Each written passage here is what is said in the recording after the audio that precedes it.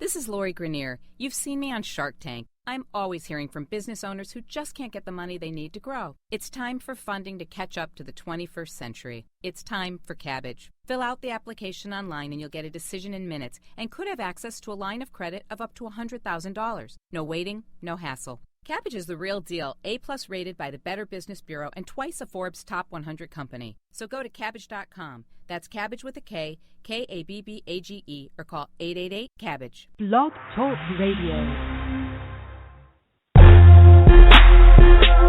Hey, you are now tuned in to 110 Sports Talk. I go by the name Lynn Knight. Hey. Running through the competition, no competition. You don't believe it, turn us up. Sit back and listen. We bringing you the stats, all the breaking news and facts. Want the latest on the biggest trade? Well, this is where it's at. We don't talk it, boy, we live it. Got that all around coverage. From track and field, you name a field, we got it all covered. No diss to Derrick Rose, but we don't talk that bull. Just wait till he get healthy, better watch out for them bulls. Slide over the hockey, shout out to the Kings. Salute to LeBron James, y'all both got y'all rings. Looking for the real, you tune into the best. The sportologist and Mr. CJ Sports is up next.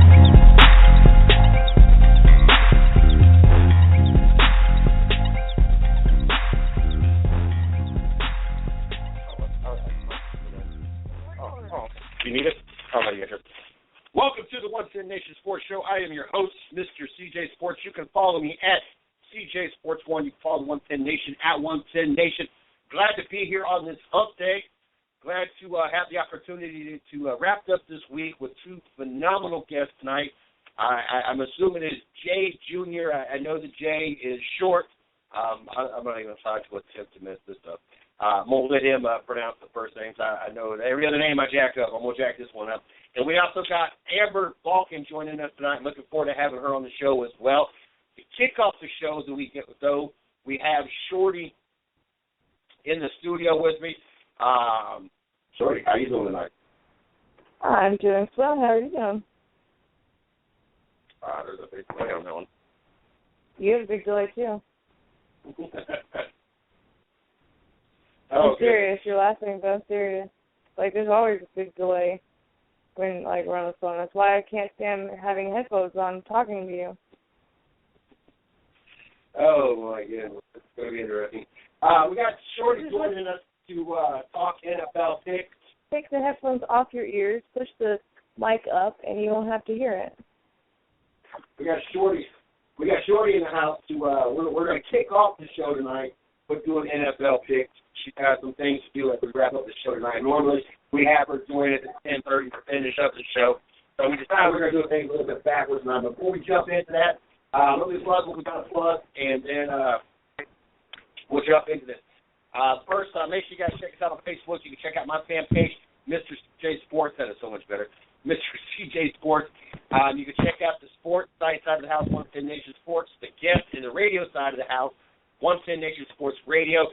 Check out our website, www.the110nation.com. Check out our blog site, www.the110nationsports.com. Make sure you guys check out our shows. Monday through Wednesday, we got the 110 Nation Sports Show, 9 to 11 Eastern Standard Time. We got the Racing with Big Sweat tomorrow night. That is Thursday night, 9 till basically 11 o'clock. Monday morning quarterback at 11 a.m. on Mondays. You got Rubbing Us Racing, 7 o'clock on Monday, 7 o'clock on Monday. Fridays at noon, we got the Jay and Shorty Show. And then debuting tomorrow night, yes, we've had one difficulty after another. But debuting finally tomorrow, the 110 Nation Morning Show. Looking forward to doing that tomorrow morning, and looking forward to having another show on the 110 Nation Sports Radio Network. Shorty, I'm glad you switched rooms because now there's no echo. Are you ready to do this? I am ready to do this. All right. First game we got on the list here tonight, we got the Miami Dolphins at New England. Of course, New England 6-0, one of the hottest teams in the AFC, a team playing with a chip on his shoulder. Miami, 2 wins under the new interim head coach. Looks like an actual team. With that being said, New England Patriots all day long. Honestly, I think that, and we discussed this a little bit last night when I had Patrick Taylor on the show from Line Blower. Basically, I'm looking for Miami to be competitive. I don't expect them to win, but I expect it to be a competitively close game. Them losing, maybe 10, 14 points, not having their butts handed to them, not letting their opponents go up, the Patriots go up and down the field, but it to be competitively close is what I'm counting on. But with that being said, I still expect Tom Brady, Bill Belichick, Gronkowski, Amendola, there's a whole shebang over for the New England Patriots to take this one. Shorty, who are you going with?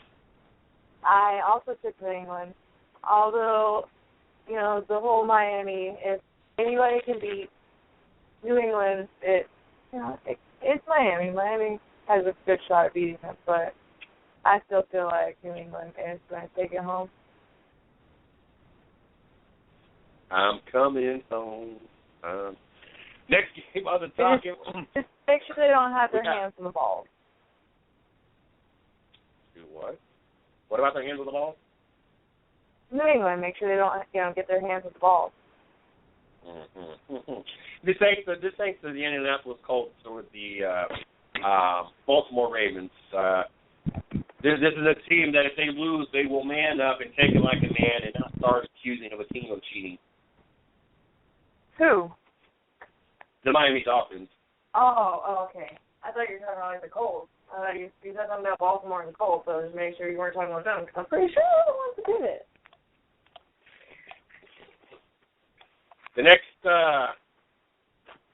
The next team on the list is Detroit Lions at the Kansas City Chiefs. Detroit get the win finally, and then last week they went back in the other direction. Kansas City is able to be victorious over Pittsburgh last week, showed us that they know how to play some kind of football, but I just don't have the confidence in the Kansas City Chiefs team.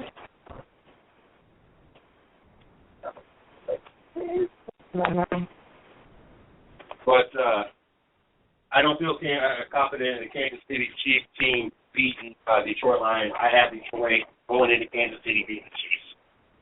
I have the Kansas City Chiefs beating the crap out of Detroit at home. Next game on the docket, we got the San Diego Chargers, fresh off of another loss as they lose to the Oakland Raiders. Got that game right, thank God.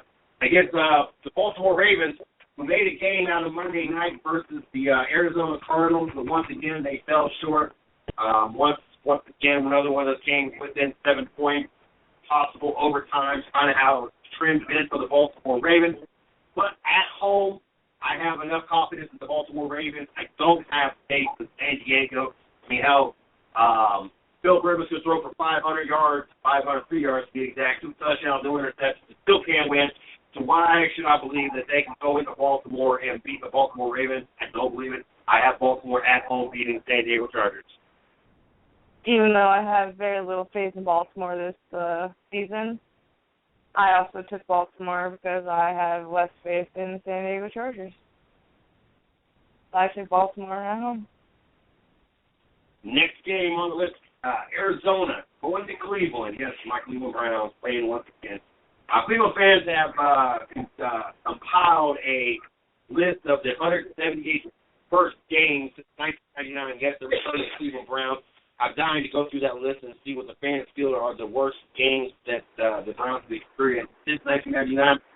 And this game might make sense as Arizona travels into Cleveland. Arizona looks like they're back to playing on all cylinders. I have Arizona going into Cleveland and embarrassing my Cleveland Browns. Yeah, me too. Next on the list, we got the Minnesota Vikings at Chicago. I never thought there would be a day that I would be picking the Minnesota Vikings as regularly as I have picked them. Well, at least not since the days of Brett Favre being on the team anyway.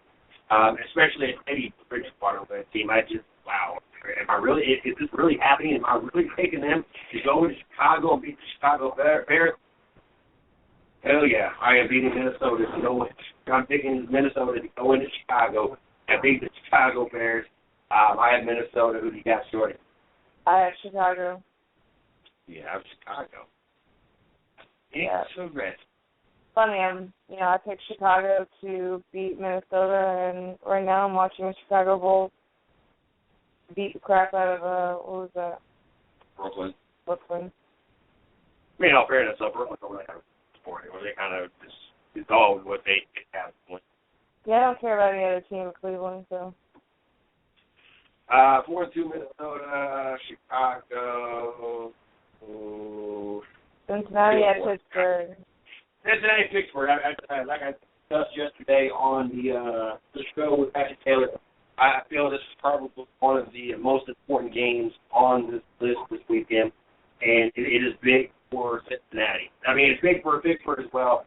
Pittsburgh can't afford to be losing any more games. Already sitting 4-3, 2.5 games back behind the Pittsburgh Steelers, behind the Cincinnati Bengals.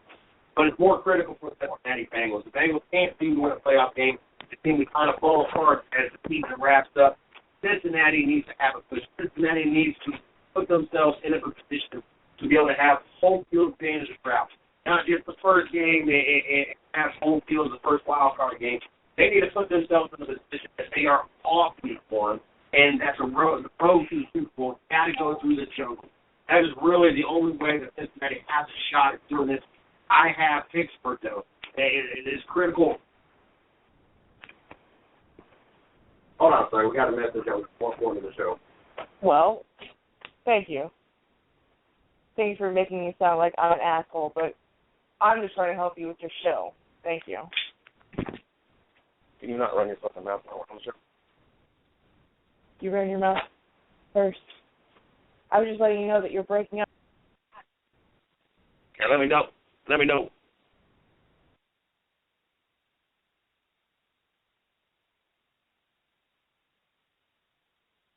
I have Pittsburgh, though, because the fact that Pittsburgh, even though Cincinnati needs this game, the Pittsburgh Steelers have to have this game even more. They can't afford to already be sitting 4-4. They can't afford to put themselves in a position that now they're in contention with the Oakland Raiders. Now they're in contention for a wild card spot with the New York Jets. Now they're in contention for a wild card with the Miami Dolphins. Not for the fact that the next time they travel, they got to travel into Cincinnati and play the Cincinnati Bengals, and they still got the Baltimore Ravens one more time, and they still got the Cleveland Browns. Not that those are tough opponents, but the fact that they're divisional rivals always makes it a difficult task. And so Pittsburgh at this point really cannot afford to be sitting 4-4 as they try to make their way and rebound. After they play Cincinnati, they got to play an Oakland team that's been looking really good. Then you got to play Cleveland. Then they got to travel to Seattle. Then you got Indianapolis, and who knows, Indianapolis might have their problem solved by that point. Then they travel back to Cincinnati. Then they got Denver. Then they go back to Baltimore, Cleveland. There's a lot of tough games thrown up for the Steelers team that, maybe in past years might not have been such a tough opponent, but because of the situation that it is this year, they need to make sure that they get past Cincinnati, put themselves at a 2-game deficit to the Cincinnati Bengals, not go down 3.5 games, and put themselves in a position where they can catch some momentum after coming off this Kansas City loss 23-13 and hope to close themselves on the Cincinnati Bengals. I have the Pittsburgh Steelers at home over Cincinnati. I have Cincinnati. Next game on the list, you've got Tennessee at Houston. Next game we have is Houston at home against the Tennessee Titans.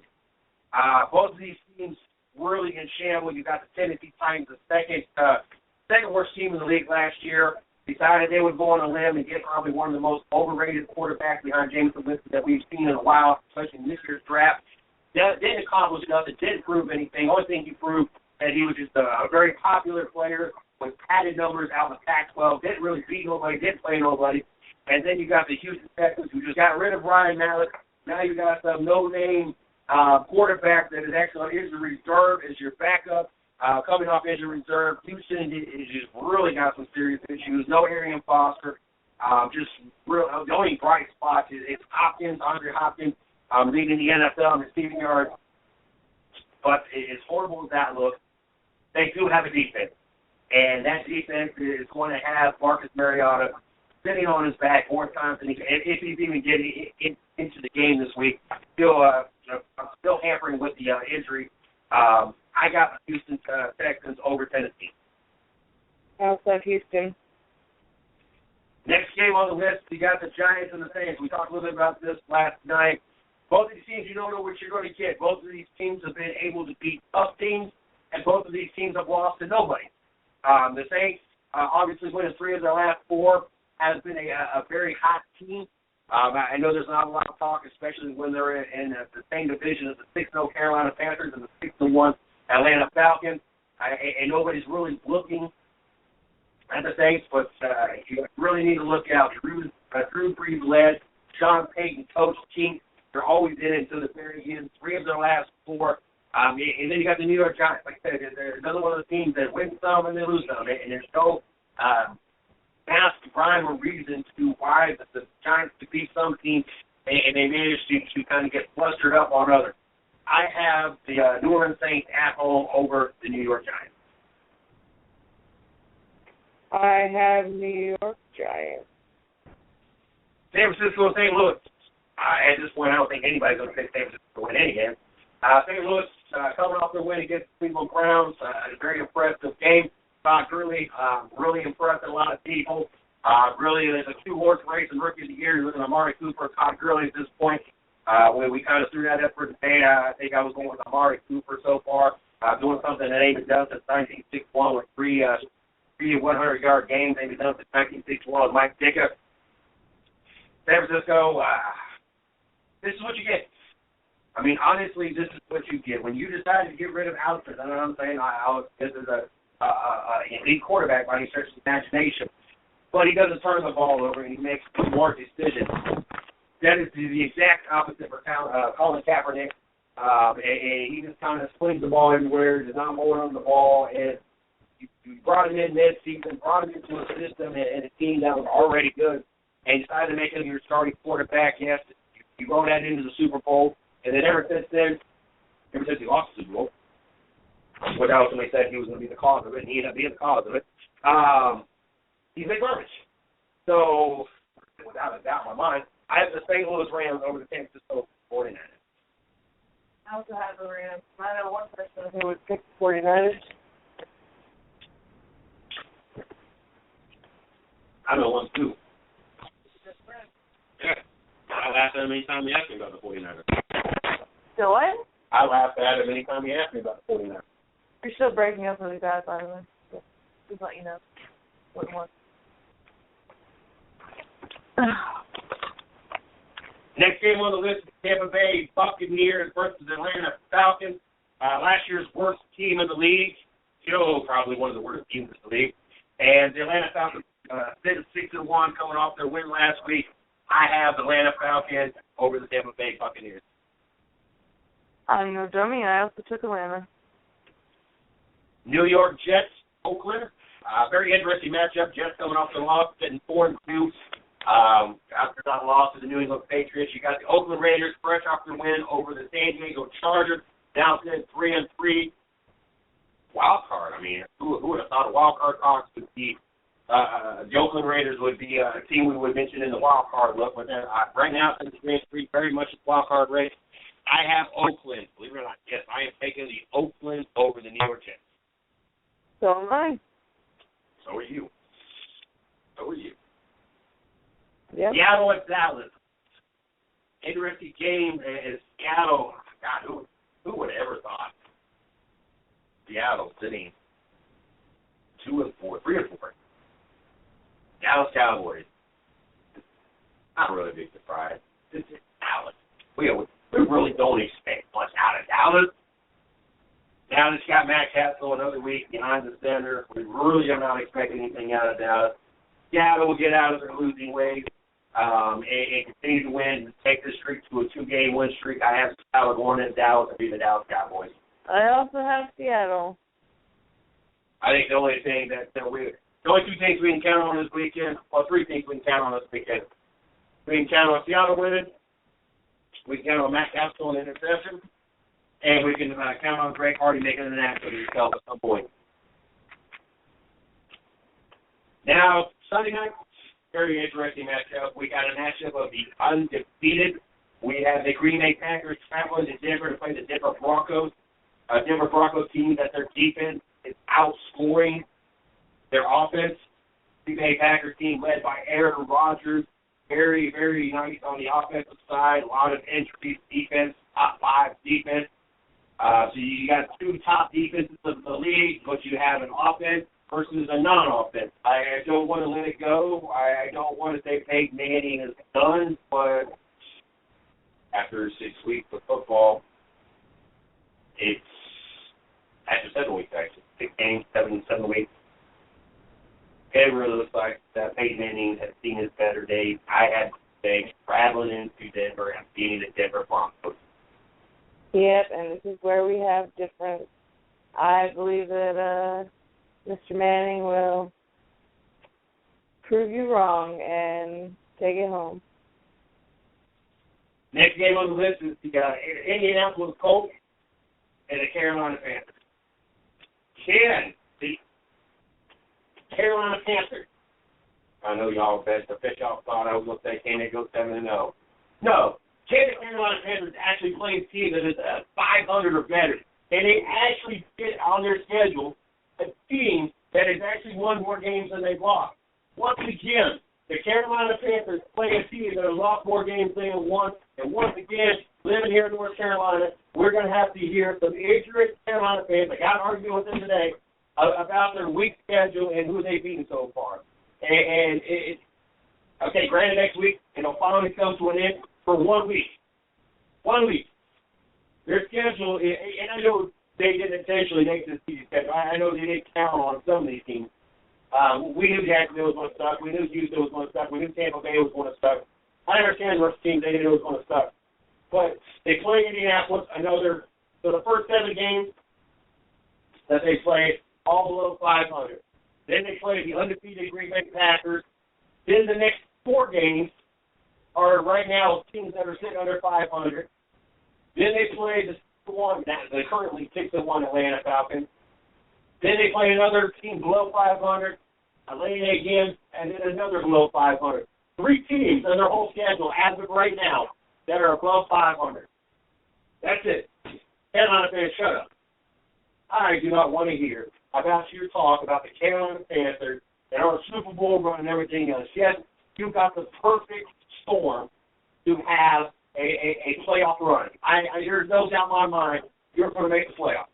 I don't know if you're going to win the division, because I think, honestly, you're going to lose to Atlanta Falcons both times, and you'll lose to the Green Bay Packers. That's going to give you 3 losses. So kind of up to Atlanta at this point. But once you get to the playoffs, you kind of remind me of the Florida State Seminoles of last year in the playoffs. All the who hollered how good this Florida State team was.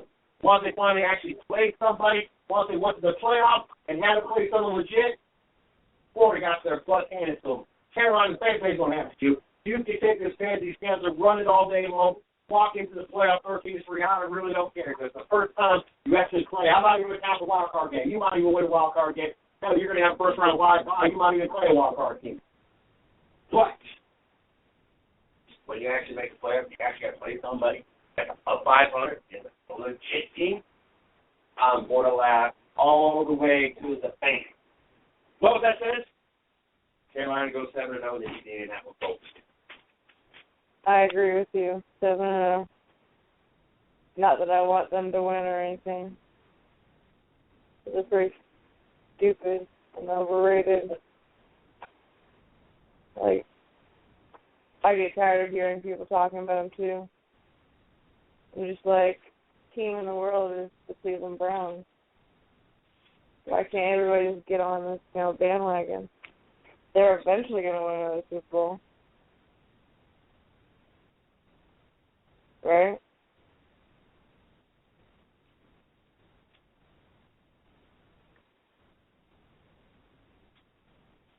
It just the dead air lets you know the confidence I have in my Cleveland Browns. They'll eventually win one. Eventually. you can't have like absolute no faith in your team. If you have no faith in your team, why do you even like that team? Like, you have to have some kind of faith in your team.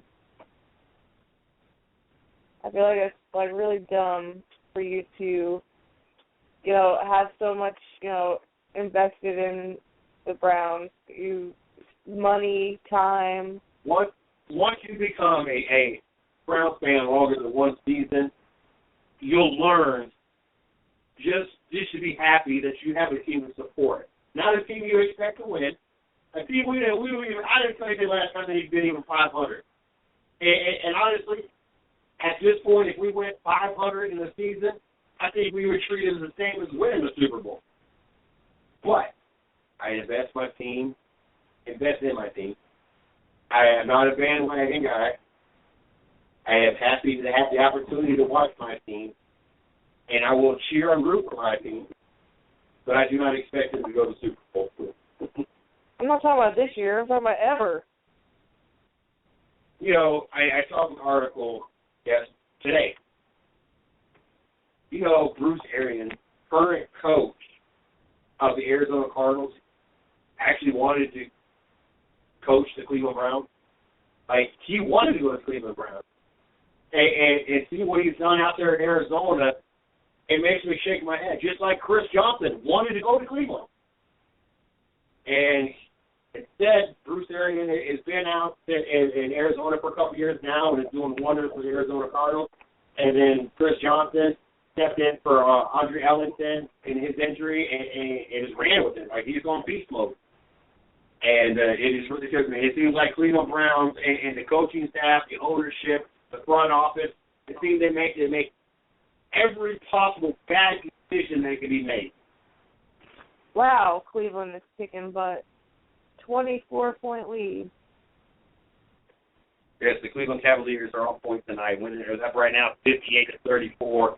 9 minutes left in the third. They were up 26-10 at the first, and they were up by like 26 points at half. The Memphis Grizzlies are just looking like garbage tonight. Just tonight? Memphis Grizzlies is a pretty good team. I mean, they made the playoffs, and I believe they won the first round last year as well. I mean, they got a lot of talented players. I like Memphis Grizzlies. I don't cheer for them, but they got a lot of talent there. Love is number 0. Yes, he is number 0. There's 0 love in the Cleveland Cavaliers. I'm loving the Kevin Love tonight. I do have him on my FanDuel roster tonight. He's got almost 30 points for me tonight, and they're halfway through the third quarter. 13 points and 11 rebounds is really paying off tonight. I did pretty good last night, won $15 on FanDuel. So for all those out there and those people wanting to jump on the bandwagon, that you can't manage to fight your addiction and feel you've got to spend $20,000 in FanDuel, you see what finger I'm holding up. If you are number 1 in my book, don't let it be an addiction. Play for fun. I still don't understand how that whole lawsuit is going and how that's even possible. But, yes, I won $15 last night. I'm happy about that. I mean, I only spent $5, tripled my money. But tonight, not looking as hot. But we'll see how it continues. I still got a couple of players that not even started playing yet. I got the rookie D'Angelo Russell from Ohio State playing, and I got Andrew Wiggins, the former number 1 pick for the Cleveland Cavaliers, later on tonight as well. So we'll see how that continues going on tonight. But those are our NFL picks tonight.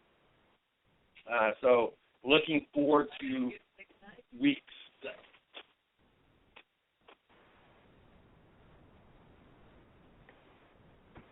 Well, I figured you say something before I just randomly interrupt you. Bye. Is that your bye? Yeah, that was my bye since you didn't give me an instruction of bye. Anyway, Shorty Joy, just for the first part, like I said, normally we have her on at the very end to do our NFL picks, but she's got a crap things to do tonight before we get up early and got to take care of things we got to take care of early tomorrow. Figured we go ahead and knock that out before we had our great guest on tonight, We got Jay Jr., and I'm waiting to hear how you pronounce the first name. I really didn't want to butcher your name. I see you in the studio. Get ready to plug you in. And then also we got Amber Vulcan joining us at 10 o'clock. I'm looking forward to have her on. We seem to keep missing past, and we're supposed to have her on the last 2 Mondays. Finally, looks like we're going to get her on tonight, so looking forward to have her on as well here at the 10 o'clock hour. But without any further delay, always glad and looking forward to having a first-timer on the show. This week I think we've had all returning guests, and of course Amber being a returning guest as well.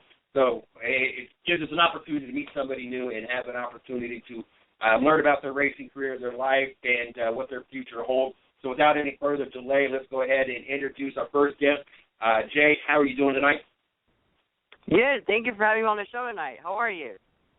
I am doing great, and so I don't butcher it up, and I have a bad tendency doing that, and this league gets all over me for doing it. I want you to pronounce your first name for me so I don't screw that up. My first name is Jairo Avila. Yeah. Okay, I'll go. Yeah, you can't get that. No, that's pretty hard. That's why I have a lot of people call me J.A. Jr. Makes it easier for everybody. There you go. Glad to have you on tonight. What we'd like to do before we jump into talking to you, and we do this with every guest, I want to give you an opportunity to plug yourself. Social media, website, team site, sponsors, whatever you want to throw out there. That way the fans get to know you a little bit better and have an opportunity or a way to find you so they can follow your racing, follow your season and your racing career. Okay, cool. Yeah, everybody, you can follow me on Twitter at Team J.A. Jr. or Facebook at J.A. Jr. And then on Instagram, you can look up for me at J.A. Jr. And then my website is jjr56.com. You can go check it out. Cool. I'll make sure that I would do that. I know I connected with you earlier. Later on, I'll try to connect you with the rest of them. Okay. At what age did you get into racing? Oh, I started when I was 5 years old with the go-karts out at LAKC at Fontana Speedway. You know, it's crazy to me because until I started doing this, I had no idea that drivers started at such a young age. It's not something that I had ever heard of. And, you know, I'm not saying it's uncommon or, you know, I think I just had blinders on. Yes, I participated in Pee Wee football and T-ball, and I knew that they started in the stick and ball sport at a young age. Had no idea that racing started at such a young age. And it's even more amazing to me for the fact that I call her my daughter. I've raised her since she was 2 years old, and we still have a wonderful relationship. And she still runs into walls. My son, he ain't much better. And then in the current relationship I'm in, they're 4 and 5. And prime example tonight, I talk about how they can't make it through the living room without tripping over their own 2 feet. And it's every single time. And Shorty's sitting there talking about, no, it's not every time. And calls them out here to try to make a point. They didn't even make it out of the bedroom when one of them smacks the ground face first and trips over their own 2 feet. So with that being said, I couldn't imagine at 5 years old having one of these kids in a go-kart. What was it like growing up and having the opportunities that I couldn't imagine most kids even be able to handle? Oh, no, it was an amazing opportunity. You know, in my family, I'm the first one to ever be racing. You know, my dad, he was a marathon runner and stuff like that. So there was no racing in our family and stuff like that. So for the first generation to come out and be a race car driver, that's pretty funny and stuff like that. But I could have done it without the support of my parents. You know, they've done a lot for me. They're coming from Colombia, migrated from Colombia to here, to the United States. So it's a pretty amazing opportunity that I was able to do racing, you know. Mm-hmm. And what all of you had the opportunity to run in? What all different kind of race cars? Oh, I've started out with the go-karts when I was 5 years old, you know, and then I moved up to a bandolers where I was about 9 or 10. Won a lot of races there, and then about the age of 13 or 14, I moved up to the legend cars and stuff like that. Won a ton of races, championships, and stuff like that. And then at the age of 17 and 18, I started racing the modifieds and stuff like that in the K&N Series. And then this year, I raced the ARCA Series. So, at what age did you realize that this was you? This is what you wanted to do, and not only this is what you wanted to do, but you knew that you could make a career out of it. Me and my dad had a serious talk when I was about 9 years old. You know, he said, if you want to really do this and stuff like that, I tried all sports. You know, he tried to get me into soccer, basketball, baseball. I wasn't really good. Plus, I wasn't, in the jumping around and stuff like that with soccer. So I kind of like racing because it had more the speed, you know. I always liked that speed. You know, I was always running around, but I don't know. We had a really serious talk at the age of 9, and he said, you really want to do this? I'm like, yeah. So ever since we've been chugging along trying to make it to the big boys, you know. That's crazy, you know, and I tell the story all the time because I get blown away at such people that are such a young age that know what they want to do. You know, I've been in restaurants, been managing, I've bounced, I've been in the military, I've done a lot of different things, but it wasn't until 4.5 years ago when we started the 110 Nation that I had any clue what I wanted to do. And so it was about 32 years old when I finally figured out what I wanted to do. It always blows my mind. I know a lot of people that, you know, in their 20s and 30s and still don't know what they really want to do or what would really make them happy. And so it blows my mind to just such young, motivated, and talented athletes out there that know that's what they want to do and do everything they got to do to make it happen. Now, of all the cars that you've had opportunity in different series you've had an opportunity to run in, which one has felt most natural to you, that seemed to come the easiest? And then the exact opposite, which one of the different cars that you've had opportunity to be in was the most difficult for you either to get the hang of, or you just never really feel comfortable in, or was ready to move out of that just because it just didn't feel right? I think if you talk to a lot of drivers, they'll say the legend car. That's about kind of the middle stage of kind of getting into the full-size cars and stuff like that. Those things, if you can drive those cars, you can basically drive any car. It's kind of like a 1934, they have a Chevy sedan or a coupe, and it's kind of it's a motorcycle motor basically. It's a 1250 or a 1200, and then they run on what's they called Federal tires and stuff like that. So I mean, those cars, once you get a handle of them, they're so much fun to drive. They have them at Charlotte, out on the West Coast, East Coast, and Midwest. Those things are, I think, the best cars you can ever drive. Now, as you've been going through all this, up until I know that you were over in Lear Motorsports, and of course the K&N Pro Series, obviously you was probably on a team, and correct me if I'm wrong on that as well. But in the rest of as you're going through the go-karts and the Bandoliers and the Legends and all that, was this family-ran teams, or was you part of teams? During the go-karts and Bandoliers, it was just me and my dad. Sad for my dad because I would sometimes give him hell, you know, if I didn't win or not. And then after we started getting into legend cars, trying to get it more serious for the bigger cars, you know, we kind of asked for help around the track and stuff like that. For the legend cars, I had a lot of help with TJ Clark. You know, he's a big out here in the West Coast and stuff, so he helped me win a ton of championships out here. And then once I got into with the K&N series, he took me up with a team out here, and then that helped me a lot. So so that was pretty cool. What was it like to have that opportunity, you know, the early years, having an opportunity to do that with your dad? You know, a lot of people don't get that opportunity to participate in this kind of sport and get to build that kind of relationship with their parents. What was that like for you? Oh, it was amazing. You know, me and my dad, he never thought I would be a race car driver, but it was kind of funny because you know how the son, like father or son, like if the son likes it, the dad would try to get along with it. So me and my dad, it's a pretty cool bond that me and him have. You know, sometimes we'll be driving home from work and stuff like that. And we'll just be talking about how was the weekend at NASCAR, who won Kyle Busch or Jimmy Johnson and stuff like that. But it's pretty cool, you know. Me and my dad have that special connection that nobody else could ever have. You know, like my mom, we're not that close. She doesn't really follow NASCAR, stuff like that. So it's pretty cool that me and my dad can talk about anything. It is funny to listen to people talk about go-karts, and the reason is you guys compete as competitively, and it helped build your career. My biggest story when I talk about go-karts, I happened to be with my father, and my brother and one of my father's friends was there. We was on this track, and my brother had spun out my father, and that's kind of where I left it at, and I was in front of them, so I didn't see the rest of it. And we ended up finishing.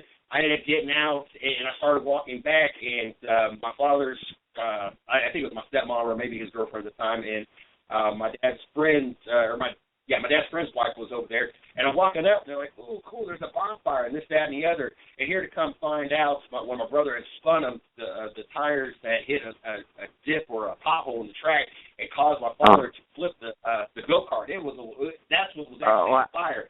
But here, both the ladies thought there was a bonfire, and they were getting ready to walk over there and get around the fire and everything else. And you know, that's the kind of stories we tell when it comes to go-karts, not us on the track and winning races and everything else. Growing up, how hard was it for you guys to find advertising in it? You know, this is one of those sports that advertise ran. The money ain't there, and you ain't finding a way to put somebody's label on your car, so you just have to pay for it. It becomes a very difficult thing. How hard was it for you guys to find advertising going through the stages? Yeah, I mean, with us, I know being Latino, it's really hard with how NASCAR is. It's a very American sport and stuff like that. So it was really hard for us, like sometimes we'll go to the track and we'll be like the only Latinos there. It's kind of funny, I made a lot of friends at the track. But I mean, it was just me and my dad, we never gave up on that dream that me and him talked about, that we were going to make it one day. And then look how far we've come, Whoever thought, I mean, how we don't come from a lot of money and stuff like that. We work hard. I work with my dad every day. He's a general contractor. He just got his license a couple years ago, and he did it for that reason so he can make my dream happen. And I mean, we're just hard-working Americans, trying to live the American dream. That's definitely cool. God, I had my thoughts, and God, I just lost my thought. And now I'm getting pictured in the back for forgetting my thought here. Where was I about to say? God, that really bugs. I hate when I lose my train of thought. That's why I usually bans me with two things at once. I'm supposed to not ever do two things at once. Oh, I remember now. Having registered 5 years old and having to, trying to have a successful race career as you grew up going through school and all that. How was that for you growing up? Not really having. I would assume most of them probably they didn't have much of a personal life, or not maybe a personal life, but so much of a social life. There was a lot of things that they had to sacrifice to make their career. Was there a lot of things that you sacrificed, and was there at any point you sat there and thought, I kind of would like to do the kid stuff at some point versus being focused, or was it always just focused on the career? No, I mean, I lived an awesome life, I mean, I'm doing what I love.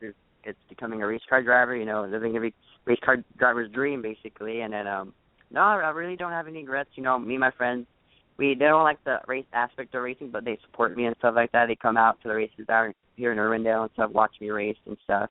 But, I mean, it was kind of hard with school, starting out as a freshman and stuff like that when I was going to school. I had to always get out early and stuff like that. Teachers would get mad, so I always have to make remakes to tests and stuff like that. But they were pretty pretty cool about that. So, but I mean, no, I mean, I really look at that.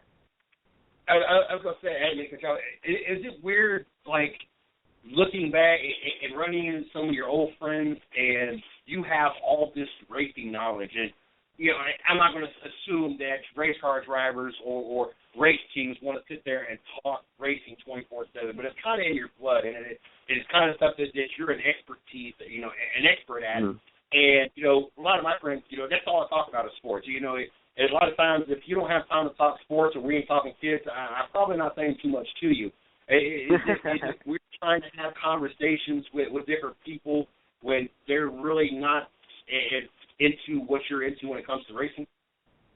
If not into racing, you always like talking about good old classic cars, 1969s, 1967s, 1959s, all those classic cars. I'm really into cars and stuff like that. So there's nothing to talk about that, and then you go to football or basketball or baseball. So and right now the World Series right now, so I'm going for the Royals. Hopefully they make it, So that'll be pretty cool. 14 innings last night. That was a pretty good game last night. Oh, it was a really good game. So I was in Kansas a couple of weeks ago. That was they threw a best party out there. I've never seen that kind of big party out there. That's pretty cool. For those that are interested, the Mets and the Royals are tied at 1 right now in the bottom of the 5th. Kansas City does have 2-1 with 2 out. I had to throw that in there real quick. Moving up into the Kane Pro Series and the Arcus Series, How big? Well, before we even get there, again, talk about those because I want to key in on something else. You were at the Drive for Diversity Combine as well, right? Yes, sir. Yes. That was at Langley Speedway. How big was that for you to get chosen to go out there, and how much do you feel that helped you move along in your career? That Drive for Diversity program that NASCAR puts out every year, it's an amazing program, different drivers come out from different parts of the country, from Mexico, Colombia, here even from the States, Canada, California, Texas, anywhere. And then, it's a really tough group, you got really these young, talented drivers just like you trying to chase your dreams and stuff like that. And it's, when you go there, you really have to be on your A game and show them what you can really do. And then moving into the K&N Pro Series and ARCA Series, how much of a change was that for you from going kind of the local and not so much the national? I'm going to say going from local to national scene, but the talent level, going from not just your local, your state, or the tri-state area or wherever you were traveling, and the legends and the go-karts and all that, but now you're getting some of the best that are working on the same goal. And you're ultimately taking, thousands and hundreds of thousands of drivers that normally drive on Fridays and Saturday nights, working their way up, and this pool is getting smaller and smaller. There's only so many drivers in the K&N Pro Series. There's so many in the ARCA Series. There's so many. Ultimately, you guys are gunning for 43 spots on Sunday, and in all honesty, you're really only probably gunning for about 20 spots because there's a good 20 to 25 of those guys. Until they retire, they're not going nowhere. Jimmy Johnson's not going nowhere. Dale Jr.'s not going nowhere. So you're really not even fighting for 43 spots. You're kind of fighting for about 20 spots. So as you moved up, how different has the scene been for you, and how much tougher is the competition as you moved up into the K&N Pro and then now the ARCA Series? Oh, it's so tough now. Nowadays, you have a lot of talented young drivers coming up to the ranks.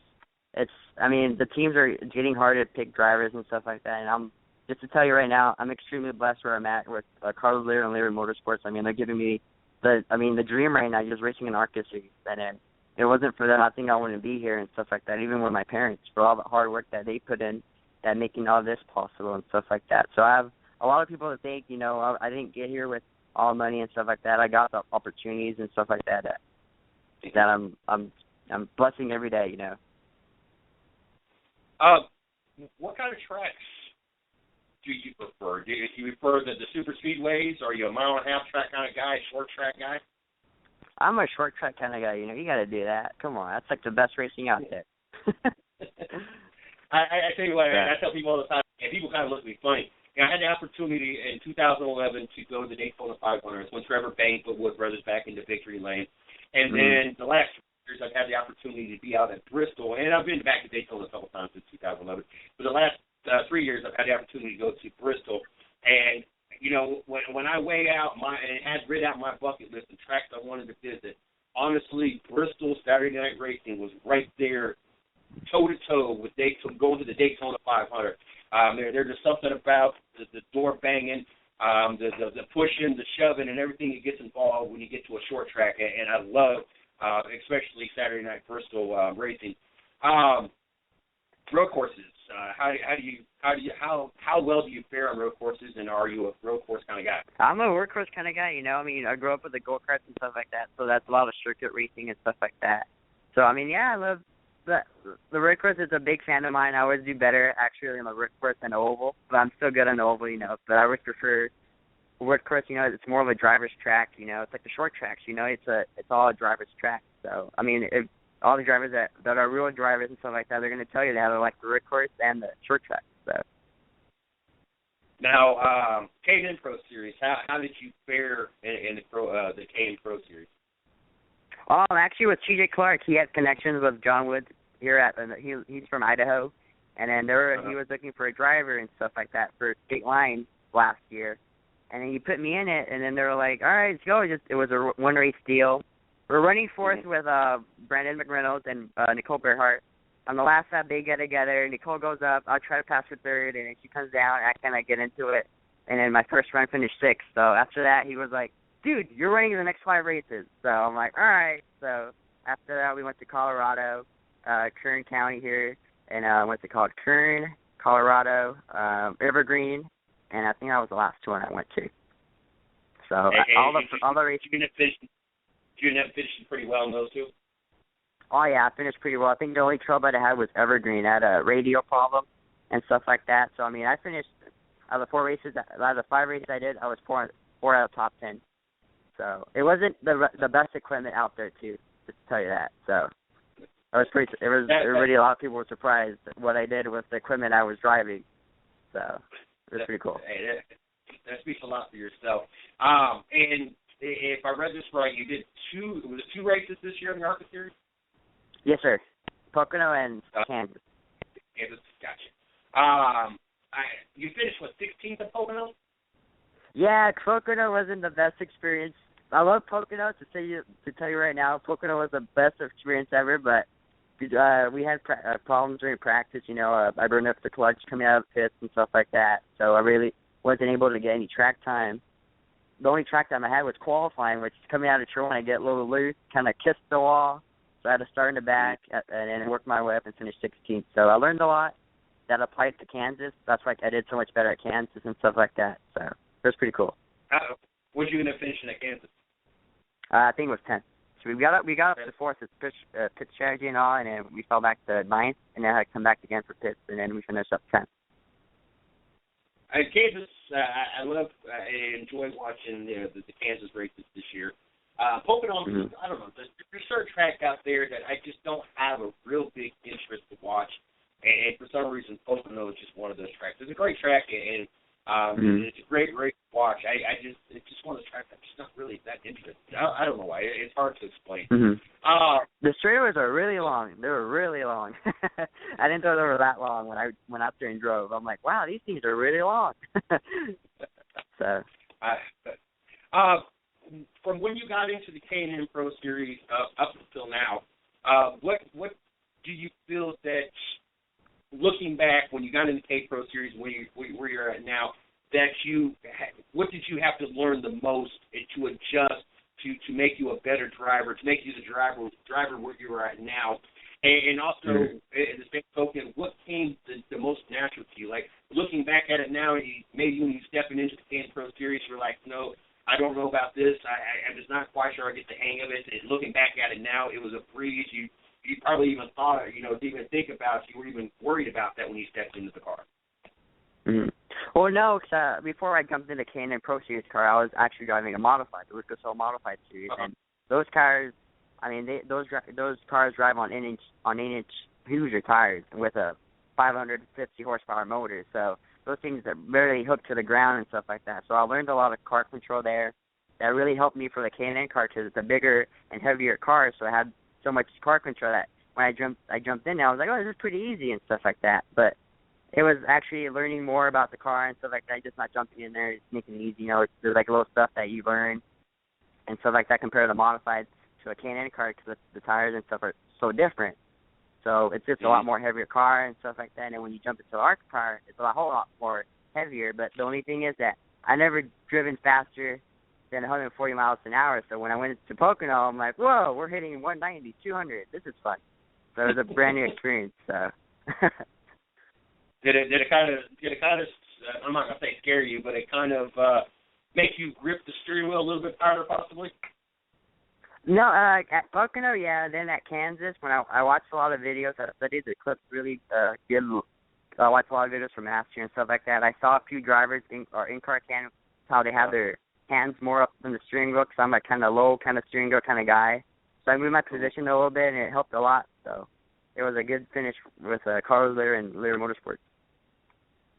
Now, what does Jay do in the off time? And I'm always curious to know, during the season, what do you get to do away from the track? What do you do kind of midweek, maybe kind of energize yourself, kind of clear your brain kind of thing? And then do you have any plans in the off season?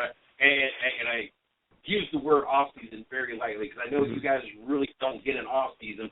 But is there any plans for you in the off season? Any trips? Any hunting, fishing? What do you do in the off season to kind of take your mind away from everything just for a little bit before you get back into the swing of everything? I wish I could do that, but no, my dad, he's like, no, you're coming to work Monday morning. So he keeps me busy, you know, I'm also learning his business, how he controls all that and stuff. So he puts me to work. He doesn't want me going fishing and stuff like that, which I wish I can do, but no. Usually, like around November, December, I usually go out and do the legend car racing out at Las Vegas Motor Speedway. You know, trying to stay in reaction speed and stuff like that, trying to stay fit. So, but no, I mean, really just Monday to Friday, like everybody else. You know, go to work, come back home, and relax. You know. So. But you can't wait to get a NASCAR contract, so him nor you have to worry about the Monday through Friday. Well. Yeah. my dad's true. Yeah, he's worked his butt off all year, you know, and he's always been there supporting me and stuff like that. So it would be nice to finally sign a NASCAR contract and say, Dad, know what? You can retire. 2016. Is there any plans for yourself yet? Right now we're working with sponsorships, trying to do a full season in ARCA series and stuff like that, and we're still waiting for the car for the NASCAR diversity program. So hopefully I can get picked for that. So I did really good out in Langley Speedway. You know, it was a tough field, and we'll see for next year. You know, of big opportunities if everything happens good. And one final thing before we let you go. Growing up, and your answer might be the same. Now my answer gets to be a little bit different because I'm almost twice your age, and so my childhood idol obviously does not race anymore, so, you know, I have a current favorite or whatever. But growing up and currently, if they are different, give me two different names, but who did you idolize? What driver did you want to either be like, or what driver was your favorite driver? And they don't necessarily have to be a NASCAR driver.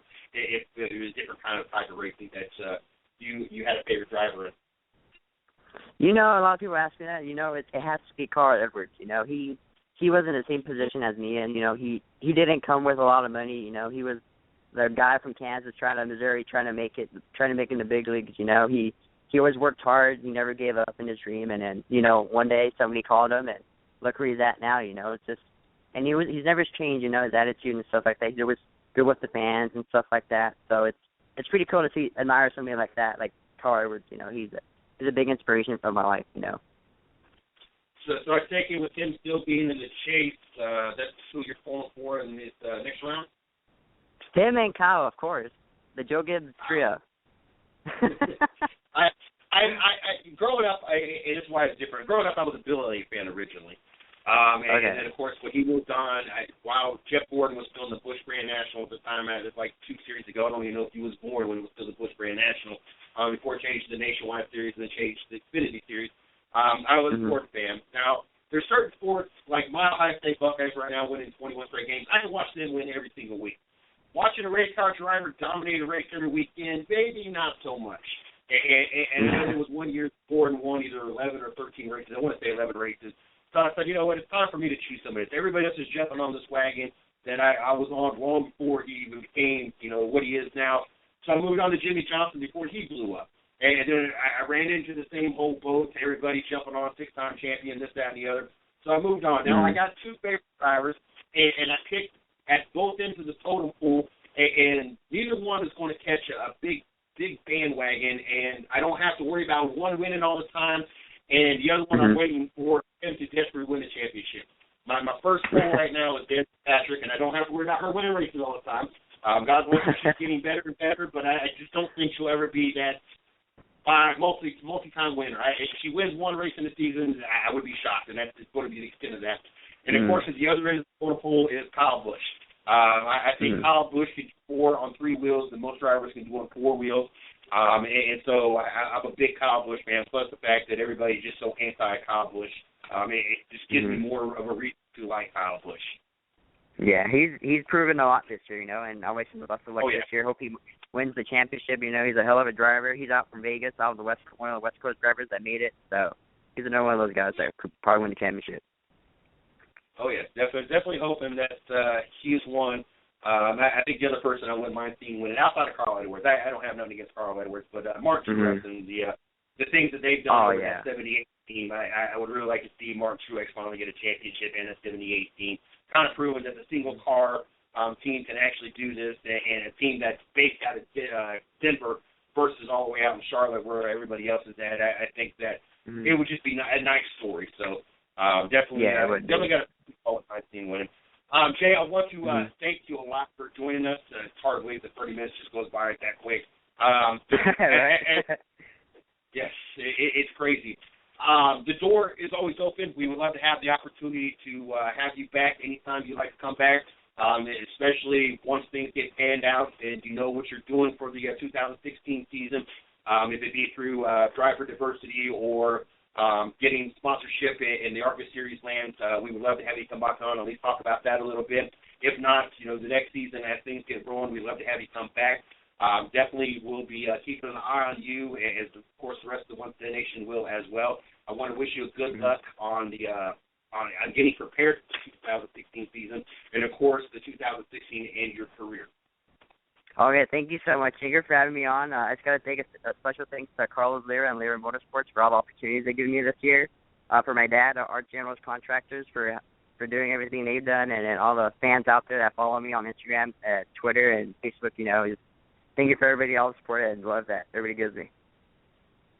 You have a great night, sir. Hoping to be talking to you again soon, and you enjoy the rest of your evening. Thank you. You too, sir. Have a good night. You too. That was Jake Jr. of the ARCA Series driver from the Lira Motorsports team. A lot of great things coming out of that camp, and a lot of great things looking bright for his future. Definitely excited to have one more of these talented drivers on the show, and one more person to look out for and keep an eye on. As the ARCA Series was, and we came to the Kansas race, because I'm as well as part of the NASCAR and other racing fan group. And if you're not part of it, you need to check it out. I think they're right at 7,000 members or over 7,000 members. And, people are putting the race thread in. There's a race thread for almost every type of race. And they do all types of races. If you're not just a NASCAR fan, if you're an NHR fan or an Indy fan or a Le Mans fan, whatever it is, they cover everything. There's fans and drivers from every type of racing out there in this group. And of course, they did a thread for the Kansas race at ARCA for the ARCA Series, and it was tough. They were asking who you pulling for, who you want to win.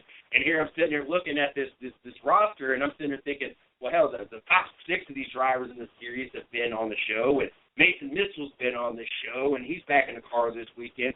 And so I got to list everybody we've had on the show, just so I show full support for everybody that has come on the show and supported us. So.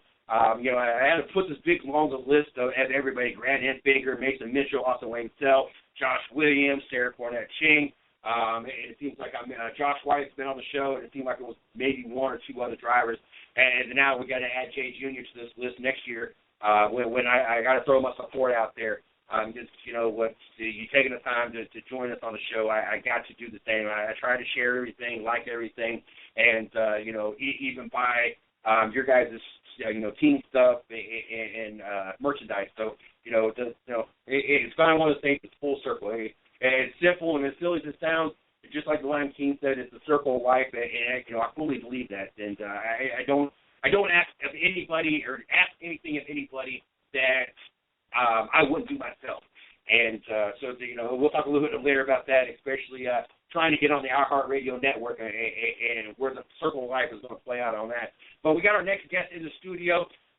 It seems that we've been playing tag ever since we had her on the show last time. Miss Lee forgot to give the information last Monday, and she had to work this Monday. Thank God we get to have her back on the show, Amber Balkin, looking forward to have an opportunity to talk to her. How are you doing tonight, Amber? Hey, I'm doing great. It's awesome to finally be on the show again with you guys. It's been a long time. It's great. Now, before I jump into this, I see that I know what your last name was prior, and then I've seen your Facebook name, last name being the same. Have you gotten married, or has there been a change? Or No.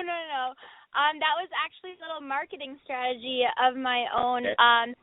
I'm currently maxed out on Facebook friends, just because obviously racing's such a community, and in order to drive more people to my Amber Balkin Racing fan page, I decided to kind of drop out my last name, so when people searched me, it would go to my fan page instead of them kind of waiting for my request. So Amber Iris is just my middle name. Definitely not married, not planning on it anytime soon. I kind of want to get this racing career going first. But, so that's the story behind that for people who kind of wondered what that was about.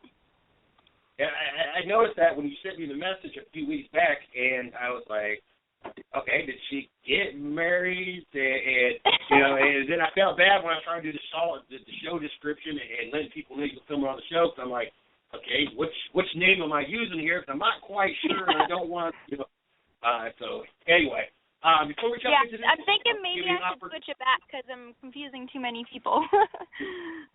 Well, in all fairness, I've been told this many times. It doesn't take a lot to confuse me. But before we jump into this, I want to give you an opportunity, like I do everybody else, to plug yourself. Facebook, social media, Twitter, whatever, fan page, team page, sponsor, whatever you want to throw out there real quick. That way the fans have an opportunity to get to know you better on a more personal level and follow your racing career throughout your racing career.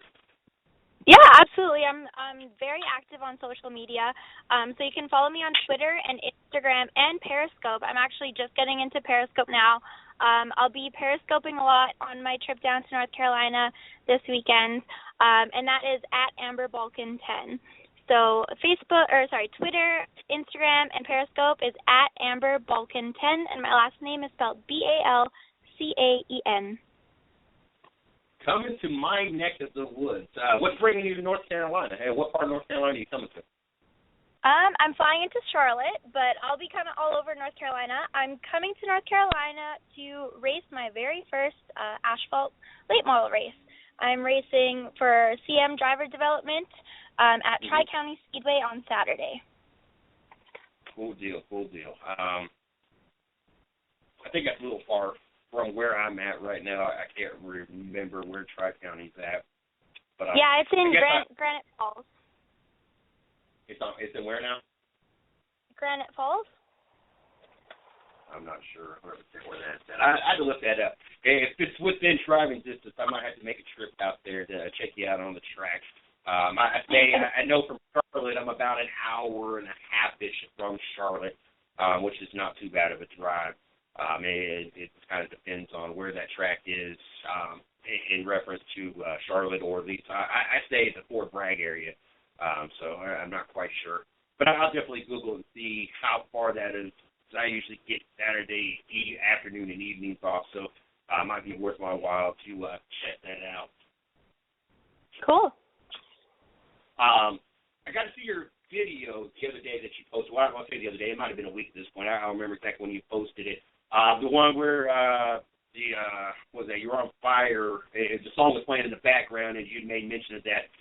What was going on with there? You got something going on that you're promoting, or is just a photo shoot? What was that all about? Oh, the little kind of 15-second video I posted on Instagram? Yeah, the fight left to me. That was what it was. Yeah, that was just kind of, I had kind of an off season, obviously not by choice, but I just could not find the sponsorship dollars to really do what I wanted to do this year. And I've done everything on my own as far as, paying for my racing, marketing for my racing, everything like that, obviously with the help of sponsors. But I've never had any parents to back me or anything like that. So it hit me hard this year when I couldn't get enough sponsors to get on the track.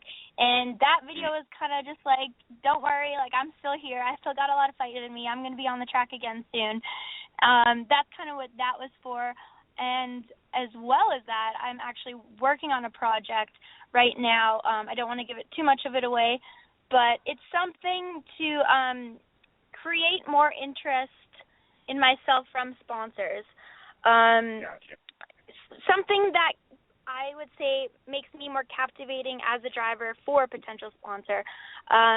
Since I might not have all the resources other drivers have as far as, being in the States or having a little bit of money behind me, I need to be creative with the way that I approach things and the way that I do things. So this new project I'm working on is something that I don't think anyone's really ever done before to try to get sponsorship, and I'm really excited for it. I just saw the video, and it looked like a really professional video, and I didn't know if that was like a clip of some kind of promotional, commercial or commercial, whatever. So, it's kind of why I was curious. Do you just kind of have this just a little piece of it? I'm curious. No, my one friend is a videographer, so he helped me out on this, and I actually was just at Starbucks before this call, and he was putting all the rest of the video onto my computer so that I can work on my project while I'm on the plane. Got you. I know before you, it seemed like one other friend, you guys used to do a bunch of little silly different skits on videos, talking about racing and other things. You guys still do those? I know that she does lots of videos and skits and stuff. That was kind of just a one-time thing for me. Gotcha. It was very out of the blue and spontaneous that we decided to do that. Now my videos are definitely going to be more on not so much the comedy side, but more of who is Amber as a person, and what does she bring to the table as far as a race car driver and a person. And so I don't know if you guys seen any of my sprint car footage, and I guess for those of you that are just tuning in and don't know me, I'm originally a dirt track racer, so that's why this is pretty exciting for me to go to North Carolina and race my first asphalt race. And I'm kind of going to shift to that. For those that didn't get to catch her the first time around, I kind of let them know a little bit about you. When you got into racing, let them know, because I'm assuming a lot of them don't know where you're actually from. Kind of let them know where you're from and what you've raced, to kind of get them caught up a little bit on a little bit about Amber. Yeah, definitely. Well, my name is Amber Balkin. I'm from Winnipeg, Manitoba, Canada, which is way north. I think we got snow coming this week. I've raced dirt track since I was 10 years old, started in go-karts, moved up to lightning sprints, and then raced a 410 sprint last year, and really, really enjoyed that. It just, unfortunately, couldn't get the sponsorship dollars to do it again, and I'm the type of racer, I'll drive anything that has a motor. So I'm excited to always try new things and challenge myself. From once you go to Charlotte, is there any plans after that, or will come to North Carolina? Is there any plans after that? Yeah. When I go to North Carolina, I try to do as much networking as possible. In the racing, it is a business, so it's all about who you know. And obviously, not living there, I don't have the ability to have meetings with people in the industry and things like that. So I really try to take advantage of my time while I'm down there. So I'll probably try to do some networking while I'm there and try and get some sponsors. And obviously my main goal is to go race this race and win, so that I can create some spark and some interest, and hopefully just that will lead to more sponsorship, which will lead to more races for me. Now, you're going to fly into North Carolina for the weekend, but after that you just fly straight back to Canada, or is there any more stops that you plan on making, or how's that working for you? Yeah, I fly in on Thursday night, practice Friday, race Saturday, and then I fly back home on Wednesday. So hopefully I'll set up a couple meetings around Monday or Tuesday to, just see what I can do. Got you. And outside of this race and a couple meetings that's hoping to get, is there any other plans in the off season? Any testing? Any other meetings or possible rides that you got lined up that you at least want to go talk or interviews or anything? Yeah, I mean, there's definitely I definitely have I have the perfect situation in my head, obviously, with what team I'd like to race for next year, what series and everything. But like I said, again, everything comes down to money. So as soon as I can get the sponsorship to do what I need to do, I'll be out there. But things have definitely been progressing within the last couple of months, a lot more than they have really all year. So I'm definitely feeling very positive about 2016, and my main goal right now is just to get as much late model asphalt experience as possible in these winter months, and hopefully we can do a full season of the K&N series next year. How restless does the driver get during the season when they're not on the track. I would imagine that, we had a 6-month period of time due to just different issues that we weren't on the air, and it just did not feel right for me not to be sitting here 2 hours a night every night talking on the radio, and it about drove me nuts, and I'm assuming it drove everybody nuts that was around me, because now I'm talking to everybody that would lend me an ear about sports. So I know what it's like for me. What's it like for a driver when you have the misfortune of sponsorship not getting in line for you, and you're not out on the track, and you got to find other things to kind of occupy your time? Honestly, I think the best word to describe it is heartbreaking. It truly is heartbreaking when you put everything into something and that's all you want in life and that's all you want to do. It's what you live, you breathe, and you aren't able to do it just because you don't have the financial means.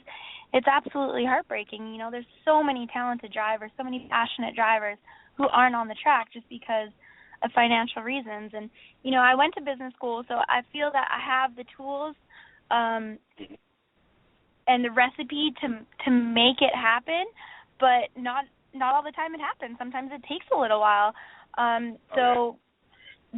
Basically, that's what I've been doing. But honestly, this year was the hardest year of my life. I went from last year, I raced, I think, 35 shows in my 410 sprint car, and this year I ran a couple of races here and there, and it was honestly heartbreaking. And that's why I'm working harder now than ever to get sponsors. And I'm going to do whatever I can and work as hard as I can to make it happen, because I need to be in a race car next year. I'd be way too sad. I can't go another year like this. I got to be in a race car. So I'm gonna make it happen. I'm gonna make you guys proud.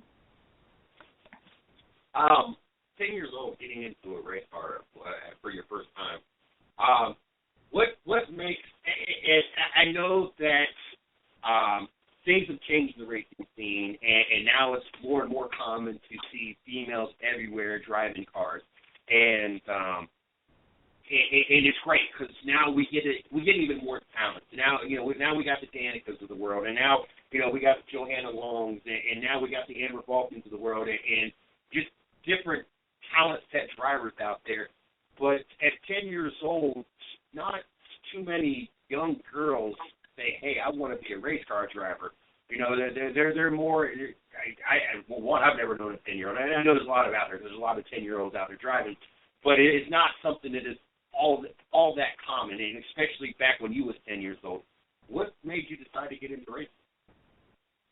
Well, I grew up in racing. My dad races dirt track late models and has for over 30 years, and my mom grew up in a racing family. Her dad raced sprint cars and her brother raced sprint cars, so my parents met at the racetrack, and they had me. And I was at the racetrack since I was in my mama's belly, so I've just grown up with it, and it's nothing I was ever forced into. I actually had to beg my dad to let me race go-karts because he knows the time commitment and the money commitment, and so he didn't want me to get in this bad addiction thing called racing. But unfortunately, he couldn't help it, and I got addicted anyways. So, yeah, I just asked and asked for a go-kart, and finally he said, well, if you want to race, you got to find the sponsorship. So got $100 here and $100 there, and I scrambled up enough money to get a go-kart, and after that I moved up to a Lightning Sprint and then got a car owner for a 410 sprint car. So I would love to move up sooner, but again, it was all based on money, and the more every year of racing that went by, the more passionate I was about it, and the more I wanted to be more involved and get into it harder. And that's kind of what's led me to where I am now. I tell you what, I don't know what racing god that I pissed off, but I was in my mother's stomach when she was at the racetrack, and the reason she was at the racetrack is my father was a part of a pit team for a lady driver back in '77 for NASCAR. And then, of course, after that, it led to every Friday and Saturday night, we was at Field Fair and Shaneyville, which is two local asphalt tracks in Ohio. Both of them are in the Columbus area of Ohio. And yet, I never would ever imagine or even thought, I might say I didn't have the passion. I would love to be a race car driver. I don't know, going 200 miles an hour, I get to 100 or 110, and I'm kind of, I need to slow this down a little bit. But I don't know what happened to me, because I was around this team, and I know that doesn't make a difference, but I kind of grew up with that, and it was nothing but NASCAR on the TV growing up. And, I was never exposed to the opportunity of that, even though my father, crewed and worked on the race team all through the week, and then he was out there Friday and Saturday night.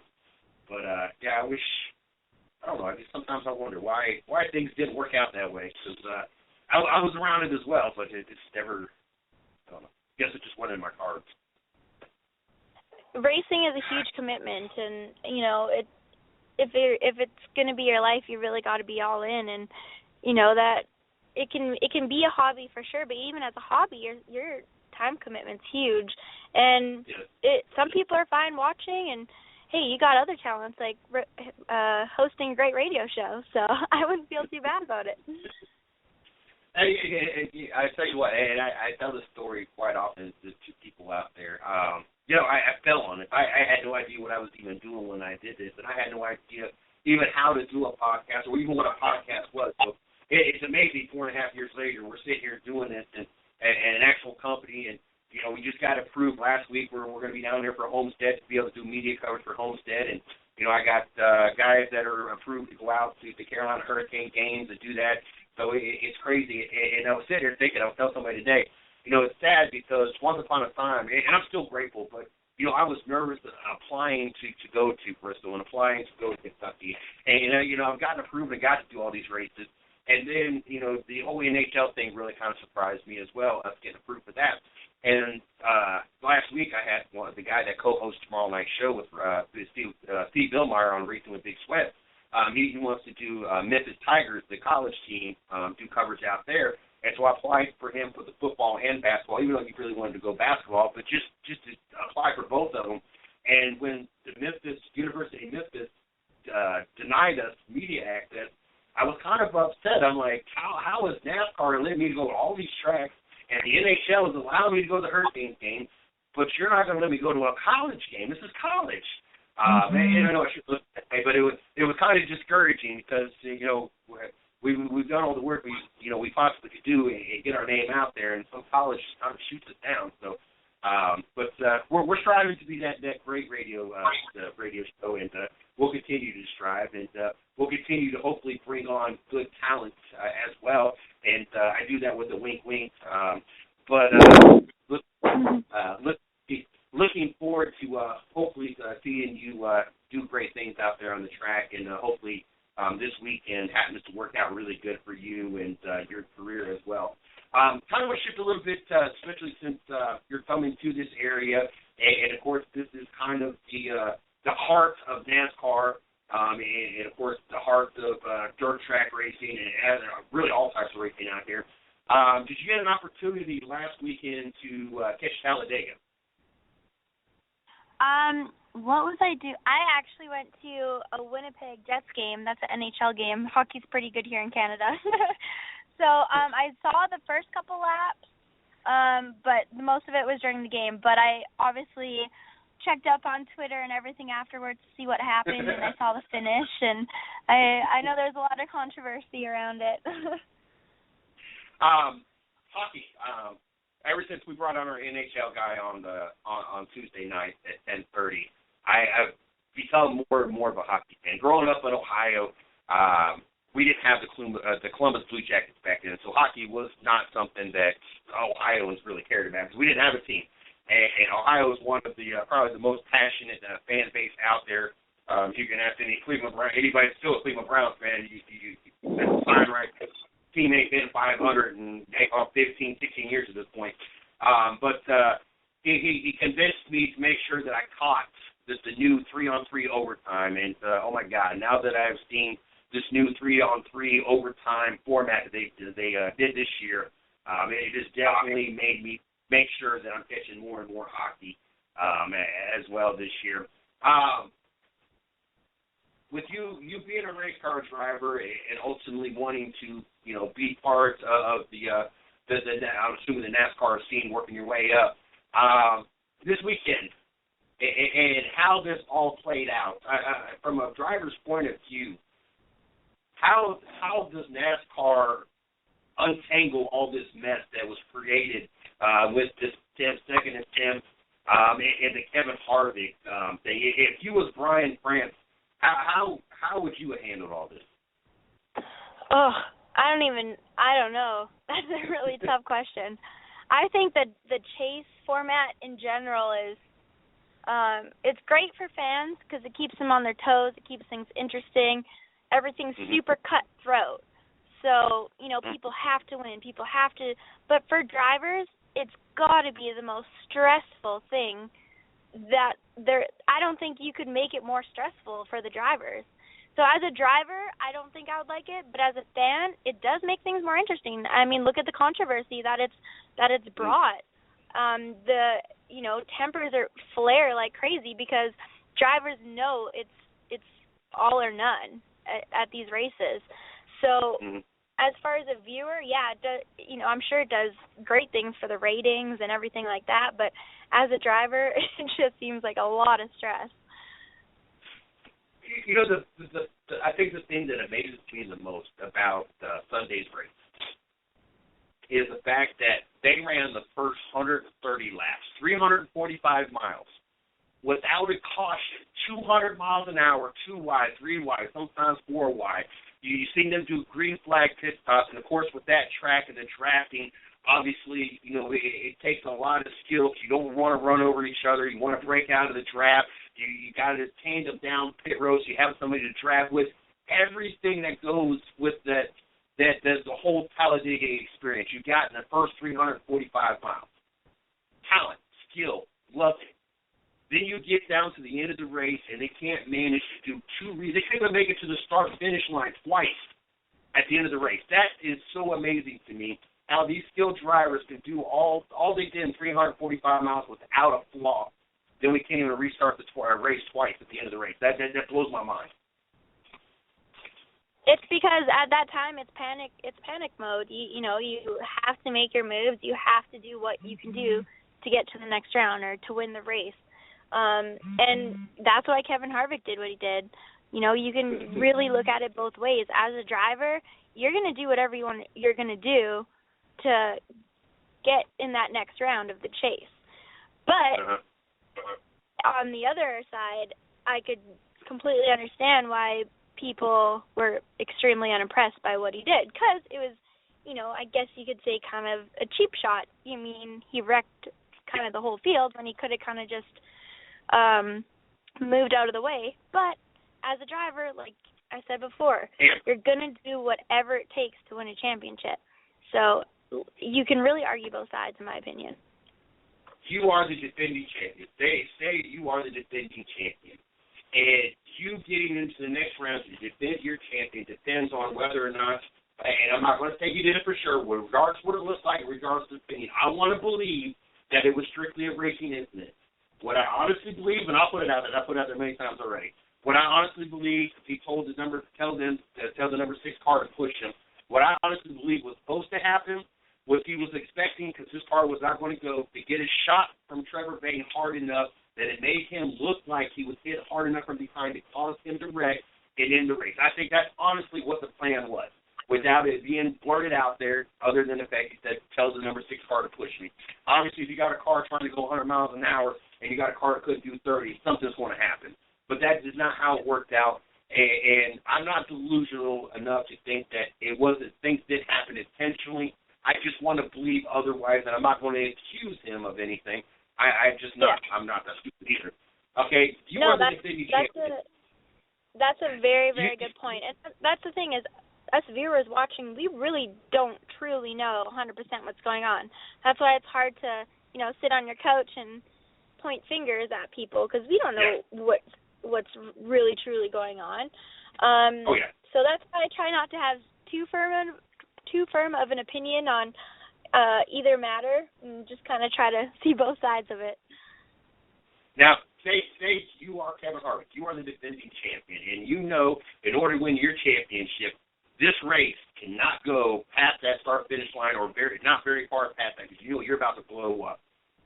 Regardless if you did it intentionally or not, if you're in his shoes, would you have done something similar to secure your opportunity to defend your championship?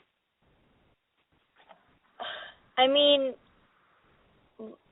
being in the seat, like Probably, and I'm sure most drivers probably would have done the same, but looking as an outsider, you want to say, oh, no, I wouldn't do that. But when you're in that seat, in that position, and you know it's kind of ride or die, you know, you're probably going to do what you need to do to defend your championship. Exactly. I'm not trying to put you in the hot seat or nothing. You know, I'm just curious as a driver. I would do the same thing. I do not blame him even if it was said on the air, hey, I'm about to race the number 6.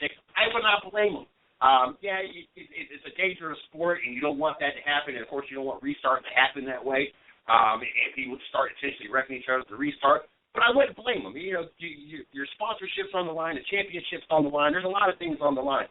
Just like the whole NWR thing a few years back. I don't fault Marco Waltrip Racing. You know, ultimately it ended up killing them. They lost sponsors, lost drivers, and now they're closing the shop. But you know, at the time, I didn't blame them. You know, in every sport, there is always teams, and almost every team, I'd say 99% of the teams out there, push the envelope. You know, and it's all, you know, that's where that saying comes. If you ain't cheating, you ain't trying. I mean, that's it's ultimately that's it. And you know, I know people like to point fingers at Jimmie Johnson, Chad Knaus all the time.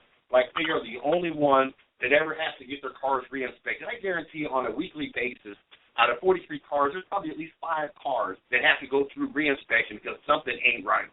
But you don't hear about it unless it's Jimmie Johnson. Now, if it's Jimmie Johnson, oh, my God, you think the world was coming to an end, and NASCAR is bending over backwards, and conspiracy theories and everything else.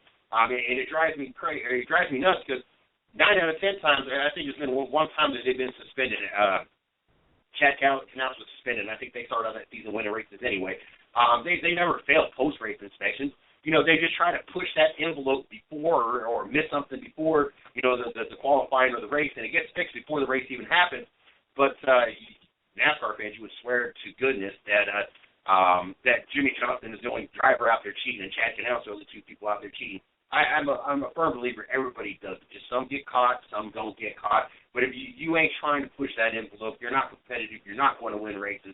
I'm not saying that everybody needs to cheat, but you got to push that. You got to get into that gray area at least once or twice in order to have a chance of yourself in the position to win. Yeah, that's a definite possibility too. I personally think Chad Knaus and Jimmie Johnson, they just have a great relationship. Like they just got chemistry, in my opinion. Oh yeah, they do. And I like them. You know, we don't get to see everything in our lifetime. You know, when the New England Patriots back in 2011 were going for the 19-0, finishing the perfect season, I was all for it. I wanted to see it because I wasn't alive in 72, so I didn't get to see the Dolphins go 16-0 and have a perfect season. I wasn't alive back in 1946 when the Browns went 14 perfect season. So even though I'm not really a New England Patriots fan, I have a lot of respect for them. I wanted to see it happen. I don't know if Montreal won last night, the Montreal Canadiens, but I know they started off 9-0. The longest winning streak to start off the season. I know they were down 3-0. You might be able to tell me if they came back or not. But, you know, that's something we don't get to see. You know, it's a record that, you know, was held for a long time. Now Montreal's got the record. There's certain things you don't get to see. Now that I'm not really a big Jimmie Johnson fan, I still want to see them win number 7. I would like to see them win number 8 because not everybody in their lifetime is going to see that happen. Just like Richard Petty, you know, when I started watching racing, he wasn't winning races anymore. I would have loved to have been a few years older so I could have seen Richard Petty win race 200 because not everybody's going to get to see that. Hell, even Ronald Reagan showed up for that one. So, you know, it's not every time you get to see everything. And I have a lot of respect, and obviously the chemistry works there for the Team 48. And I would be surprised if they ever split that up before they retired. But at the same time, it just blows my mind how bent everybody feels that Jimmie Johnson and Chad Knaus cheat at every single track. And it's not the case. It's just everybody pushes the envelope. They just happen to get the spotlight. Since that race is finished, I've seen 2 petitions running around. One for Matt Kenseth because everybody feels Matt Kenseth got screwed out of it. And then, of course, Junior Nation, they got their own petition trying to get Dale Jr. back into the chase as well. When you see those kind of things, you kind of just chuckle when you see fans kind of bending over backwards trying to make petitions and try to get drivers into a chase. I mean, I think it's great. It just shows how passionate NASCAR fans are, and that's exactly what we need, and that's what sponsors need to know, is how loyal NASCAR fans are to the sport and how fans make up the sport of racing. You know, none of us would be where we are without our fans. So I think it's great. I agree. NASCAR fans are the most passionate fans I think there is out there. And then also, Coach Steve, they're some of the most ridiculous. Listening to the comments, being part of so many different race groups, and just some of the things that are being said out there. And, you know, they got fan pages and it's set up, and they think they got the picture that shows Dale Jr. ahead of Joey Logano and everything else out there. Sometimes it's just humorous, and sometimes it gets, especially as vulgar as some of these comments get and the arguments getting, sometimes it's straight up ridiculous. But most of the time, though, it's entertaining to see. It's nice to see the passion, and it's great to see the passion from the fans, but also it's entertaining because sometimes they just don't seem to know when enough is enough, and sometimes they just don't understand. You know, it's one thing to say to somebody, but when you're typing stuff, sometimes it just comes off totally in left field, and you're just like, what is this person really trying to say? Because right now, you sound like you don't know anything about the sport right now. Oh, yeah, there's, going to be lots of those. Even at, in dirt track racing, there's lots of that in dirt track racing. I mean, people like to talk. It doesn't matter if it's about racing or really anything. People like to talk, and it's easy when there's a computer in front of them. But I think if I like to live by, if you don't have anything nice to say, don't say it at all. But I know that's not realistic. Freedom of speech, right? So, but I think, even if there is some negative stuff being said, it still sparks publicity for the sport, and that's kind of what runs our sport, right? So, like I said, fans are passionate, and that's not a bad thing, because without the fans, we don't have sponsors, and without sponsors, we don't race. Now talking about racing, you said you ran 35 races last year. How crazy of a schedule do you have to have 35 races in? I'm assuming you don't have the same length of a schedule as NASCAR and running from February all the way to November. I'm assuming being up in Canada, due to possible weather and stuff, your schedule is a little bit more condensed. Am I correct on that? Yeah, definitely. I actually did all my racing in mostly North Dakota and Minnesota, though. But, yeah, we had, I think, between 30 and 35 races with rainouts, give or take, too. But that was from, I think, May to September. End of May to September. So basically June, July, August, about 3.5 months. Doing the same thing. I'm doing the same thing, trying to count my fingers as I'm saying the month. That's a lot of racing in about a 4-month period of time. How does one stay physically endured to do that? Well, I mean, I definitely hit the gym because I know that obviously racing against all guys, at that time too, I was the only female in our series, guys are just naturally more physically strong and able than females are, so I definitely hit the gym and do everything I can there, and obviously racing every weekend keeps your body in shape and regulated to be able to do that every weekend. And now it's the off season. I've still been hitting the gym to prepare for this race next weekend. I think it's a 50-lapper, 100-lapper, so something I've never done before. The most laps I've ever done is 25, so it'll definitely be a new challenge for me, but I'm really excited about it. Have you been physically preparing yourself for the longer race? Yeah, I do a lot more cardio. I think cardio is probably a little bit better because it's endurance. So I'll run, 4 or 5 miles rather than just kind of doing sprints and stuff. I've always been really active. As a kid, I was in gymnastics and dance and cheerleading and volleyball and everything. So I'm not really too worried about the physical aspect. I think the mental aspect is just as important. So I've just been trying to keep calm, but I'm a little bit nervous, that's for sure. I can only imagine. You said you're flying into North Carolina tomorrow, so that means you're leaving at a pretty decent time tomorrow, then, right?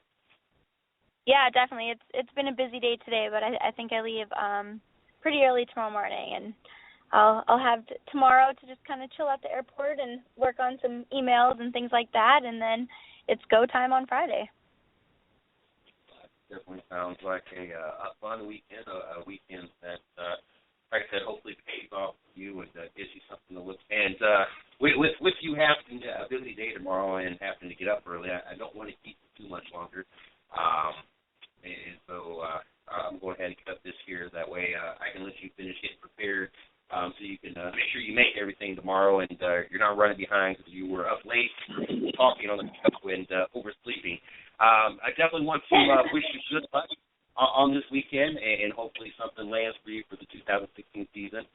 Definitely would like to get you back on sometime soon to see how things went, and or at least when something is official for 2016, so we can talk about this weekend and what is going on.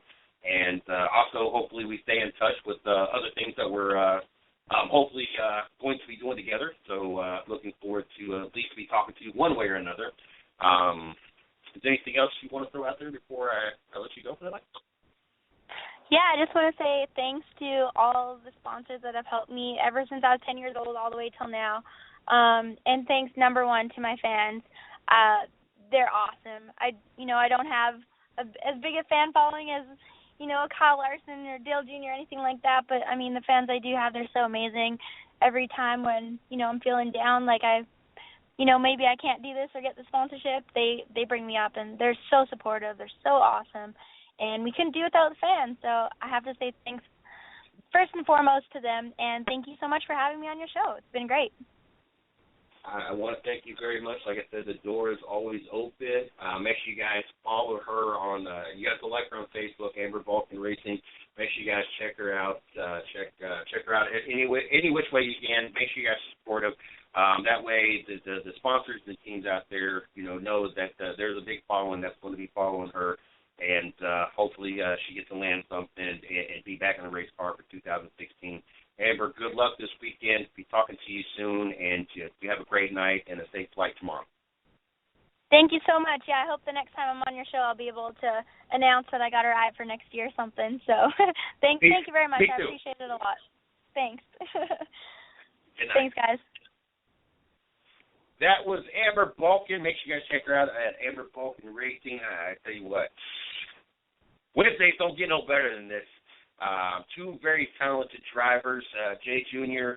and Amber Vulcan. Like I said, we've been looking forward to having Amber back on the show. Things just didn't work out for the last couple of weeks.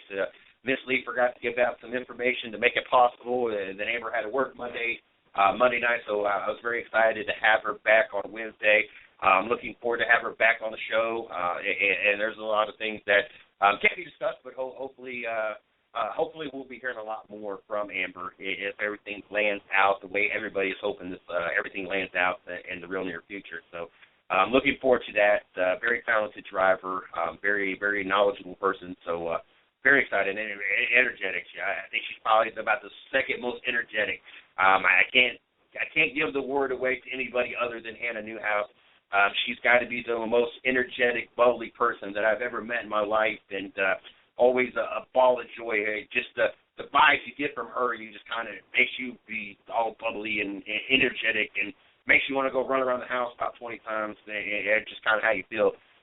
But Amber's got to be a real close second and very easy to talk to. So I know without a doubt that she'll have sponsors eating out of her hand, and contracts will be signed, and we'll be seeing her back on a track. And hopefully I'll be looking up Tri-County to find out exactly how far we are from that, and hopefully maybe we can make that a possibility and show some support and be out there this Saturday night.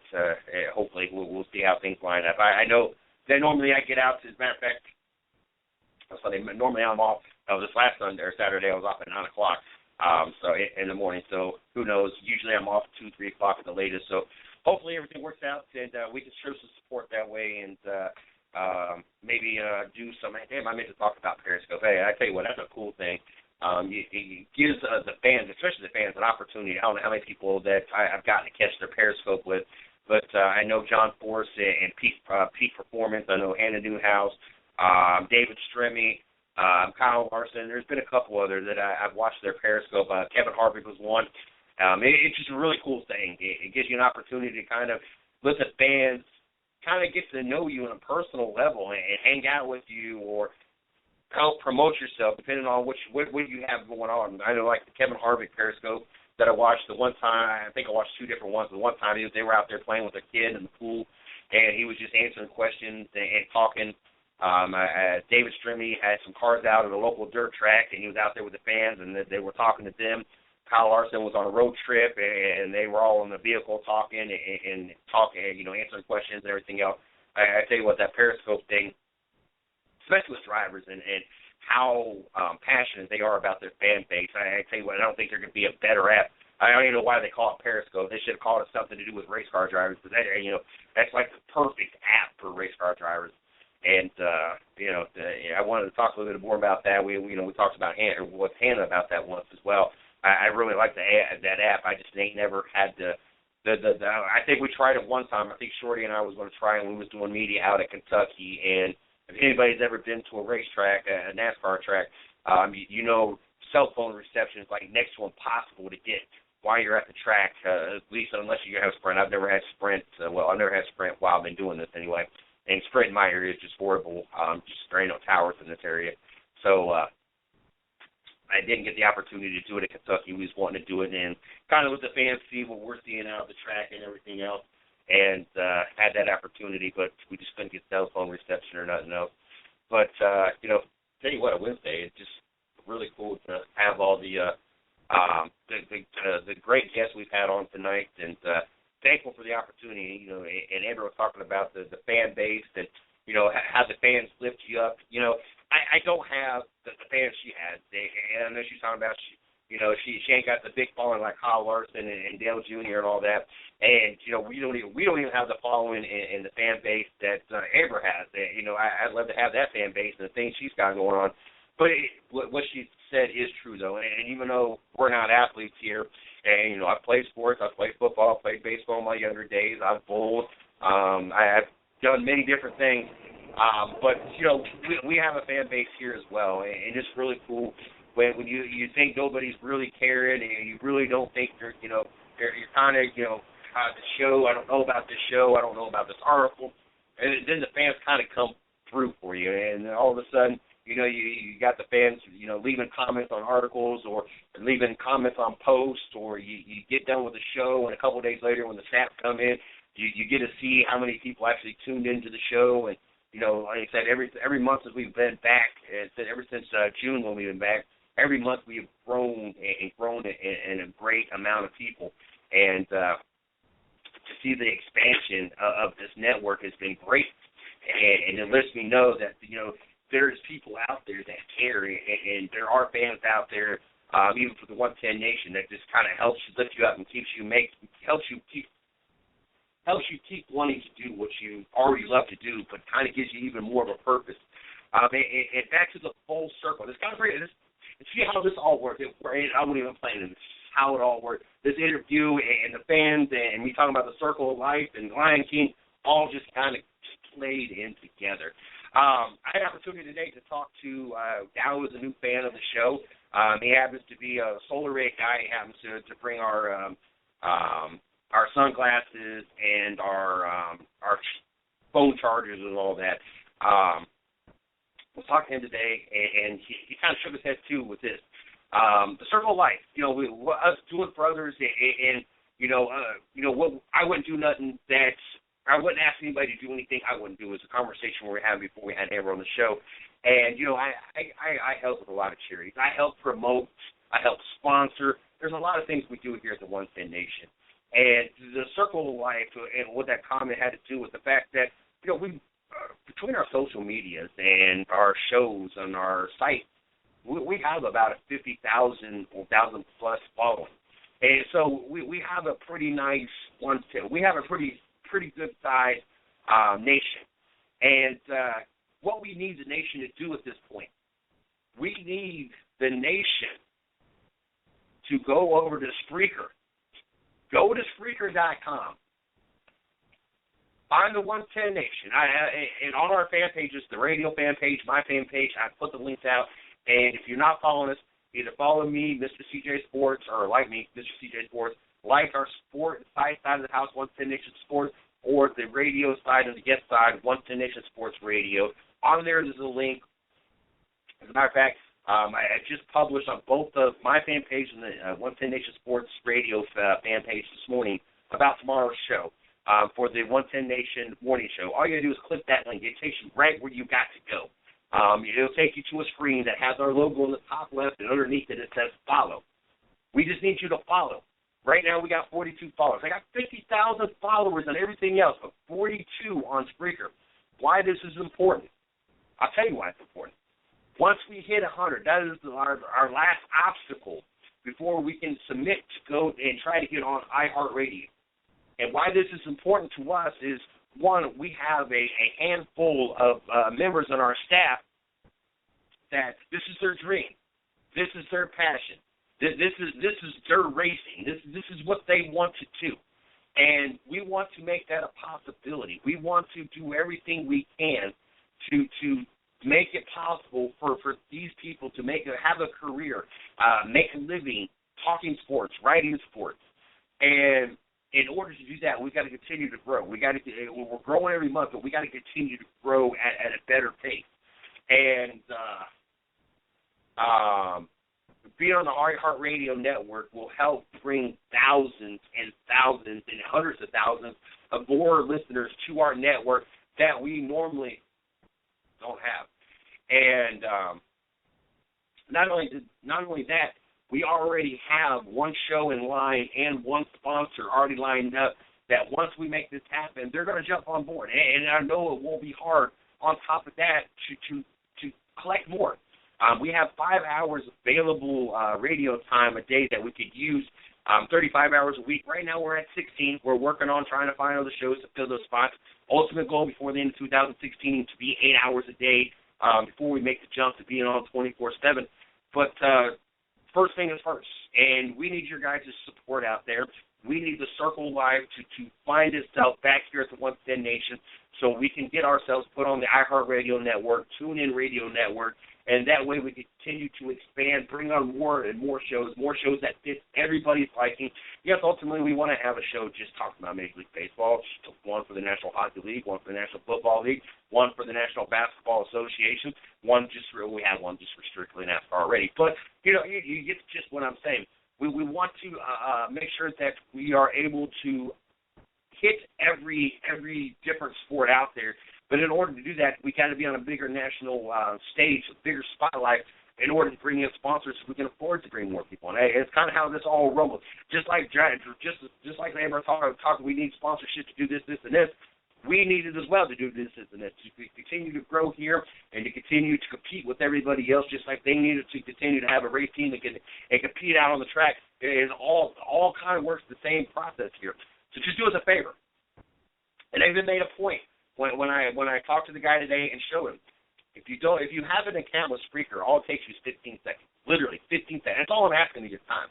If you don't have an account, it takes you 30 seconds. All you do is log in as your Facebook, and then it asks you to whatever it says whenever you use anything as Facebook to log in, and then you go and follow.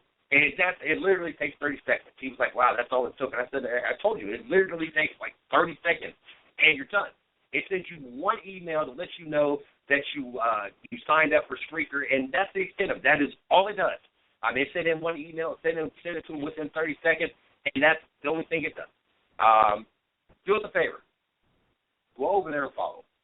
Help us continue bringing great radio sports talk into your household. Help us continue to grow. Help us be able to pick up sponsorships so we can ultimately have a staff that they get to make a living doing what they passionately love, what they've been wanting to do since they were 10 years old. And go do that. I mean, it don't cost nothing. I'm not even asking for a minute of your time.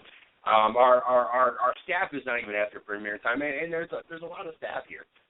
There's a lot of stuff that you guys don't know that goes behind the scenes. There's not one person other than myself and Ben Rhodes that's probably ever seen this league. As a matter of fact, the first time I met her last year in Kentucky, I had no idea who I was looking for. And we got the opportunity to meet each other for the first time after working together for over a year. So there's a lot of things going on here that is involved in making this possible and doing it the rate and how we're doing it. And, we're just asking, for just a little bit of support to go out there and just hit the follow button, really. Essentially, that's just what we're asking for. I want to thank everybody for tuning in. Don't forget, the 110 Nation Sports Show, unfortunately, this is the last show of the week. But the 110 Nation Sports Show, Monday through Wednesday, 9 to 11 p.m., Racing with Big Sweat, 9 till, and I say whenever every time, usually goes 10, 30, 11. It all depends on how many guests. Last week we had 4 guests plus our staff. Friday at noon, the CJ and Sporty show. There we go. This CJ and Shorty show. She's not a Spice Girl. She says she's not a Spice Girl. I don't know. I think she's pretty spicy.